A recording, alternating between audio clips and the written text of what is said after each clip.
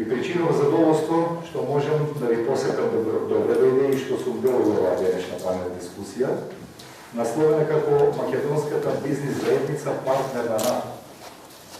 Искрено се надевам дека од оваа панел дискусија сите ние ќе излеземе побогати со нови сознанија врз основа на аргументирани показатели кои имаат догледни точки со темата за која денес зборувам. Најпрво би сакал сите заедно да се подсетиме дека интеграцијата во НАТО алијансата е нашата стратешка цел од осамостојувањето па се до денес. И заедно со стремежот за евроинтеграцијата би рекол дека се можеби единствените две нешта за кои во изминатите 28 години постоеше политички консензус во државата, но и огромна подршка од најголемиот број на граѓани. Иако во различни политички и други обществени констелации таа подршка доживуваше одредени вариабили, сепак членството во НАТО и ЕУ останаа главен белег на нашиот заеднички стремеж. За разлика од веќе познатиот епилог од Брисел, кој се надевам дека само за куз временски период го одложи нашето членство во Европската Унија, скорешното пристапување во НАТО како 30-та земја членка е скоро известна работа и е само предмет на техничка реализација.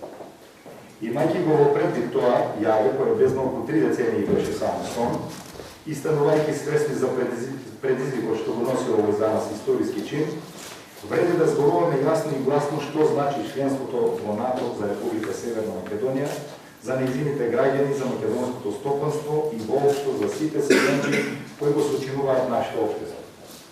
Во оваа прилика вреди да се разменат мислења околу придобивките од тоа членство за македонскиот бизнис, за македонската бизнис заедница, а со тоа и за целокупната македонска економија.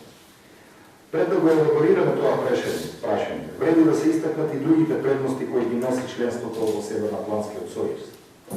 Имајќи во предвид дека Балканот долго време представуваше буре барут во овој дел на Европа и светот, и дека отсекогаш представува потенцијална опасност од конфликтни состојби кои предизвикувале нарушување на мирот, полека, но сигурно тоа прашање се затвора на начин кој сите го посакувавме, а тоа е членство во НАТО, во кое веќе членуваат нашите соседи од југ, исток и запад.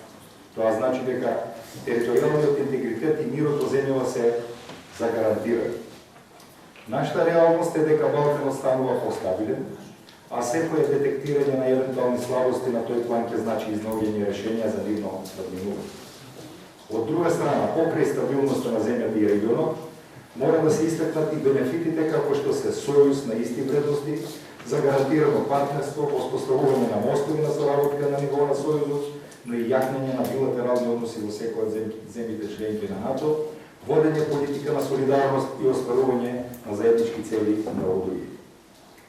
Како што и не налага темата на панел дискусијата, членството во НАТО овозможува и широк диапазон на можности за придобивки, предизвици во областта на бизнисот и економијата. Какви се тие можности можеме само да предпоставуваме, но доколку ги ползуваме искуствата на земјите од соседството и регионот, ќе видиме дека пред нас се отвара реална слика за брз и евидентен растеж на овие сегменти. Сиве овие изминати години, гарнитурите на власт правеа напори во привлекување на што поголем број странски инвеститори. Но имајќи го предвид дека бевме земја со конфликт или од 2001 година, но и со нерешени прашања со нашите соседи. И покрај реалните странски инвестиции беше тешко реално да се очекува дека ќе бидеме многу привлечни за големите компании во Европа и свет. Бидејќи инвестирање во несигурна земја за нив би представувало голем ризик. Членството во НАТО и разрешниците на проблемите со Грција и Бугарија, кои исто така се членки на НАТО, драстично ја менуваат состојбата на добро, па Република Северна Македонија може да очекува мултиплицирање на странските инвестиции, што од друга страна би значило отварање голем број нови работни места и зголемување на животниот стандард на граѓаните. Земји членки како што е нашето партиципирале со средства кои изнесуваат од 0,2 до 0,7% во НАТО буџетот, а имале мощни добри краткорочни и долгорочни економски бенефити. Така, например, во Црна Гора, само за една година од влезот во НАТО, странските директни инвестиции се зголемиле за 141%. Бугарија во првите 3 години од своето НАТО членство бележи пораст на директните странски инвестиции за 351%. Романија за 112%. Позитивни се и примерите и од Хрватска и Албанија, а да не зборуваме за балтичките земји. Според релевантните показатели, НАТО ефектот знае да биде вариабилен и тој зависи од многу фактори, но повеќе од сигурно е дека придобивките од него се повеќе од позитивни. Едно е повеќе од сигурно, а тоа е дека пред нашава земја и пред македонската бизнис заедница се наоѓа голем предизвик. Тој предизвик треба да се прифати и соодветно да действа. Располагаме со производи и услуги кои можат да бидат мощно респектибилни за потребите на големиот НАТО пазар, што само по себе би значило подигање на македонската индустрија и другите стопански граѓани.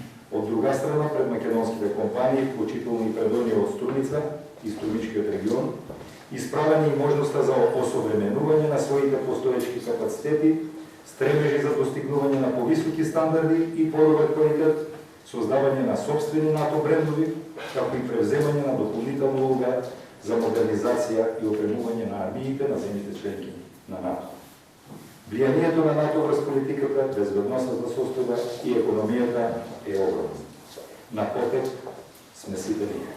На потек се и стопанствениците кои треба да ја искористат шансата да напредуваат во својот бизнис и со тоа да придонесуваат во растежот на македонската економија и зголемување на животниот стандард на граѓаните.